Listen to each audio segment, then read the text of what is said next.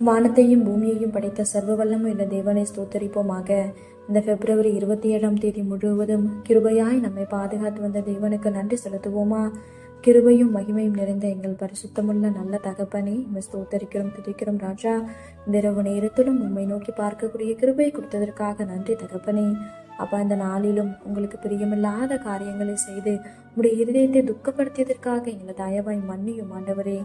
உமக்கு பிரியமான பிள்ளையை வாழ உதவி செய்யுங்கப்பா. இந்த நாளிலும் எங்கள் தேவைகள் எல்லாவற்றையும் சந்தித்து நாங்கள் சோர்ந்து போகாதபடி உடைய வார்த்தை கொண்டு எங்களை பலப்படுத்தியதற்காக நன்றி தகப்பனே. ஆண்டவரே, இந்த நாளிலும் நாங்கள் கோபம் கொண்டதற்காக எங்களை தயவா மன்னிச்சிருங்க ஏசப்பா. எந்த சூழ்நிலையிலும் கோபப்படாம பொறுமையா இருக்க எங்களுக்கு கற்றுத்தாங்க ஆண்டவரே. மிகுந்த மனத்தாழ்மையும் சாந்தமும் நீடிய பொறுமையும் உடையவர்களாய் அன்பினாலே ஒருவரை ஒருவர் தாங்குங்கள்னு சொல்லியிருக்கீங்களே ஏசப்பா. உங்க வார்த்தைக்கு கீழ்ப்படிந்து வாழ உதவி செய்யுங்கப்பா. உண்மை போல எல்லாரையும் நேசிக்க கற்றுத்தாரும். இரவு நேரத்தில் சுபிக்கிற ஒவ்வொருவரையும் ஆசிர்வதிங்கப்பா. அவர்கள் குடும்பங்களையும் நீர் பாதுகாத்து வழிநடத்தும்.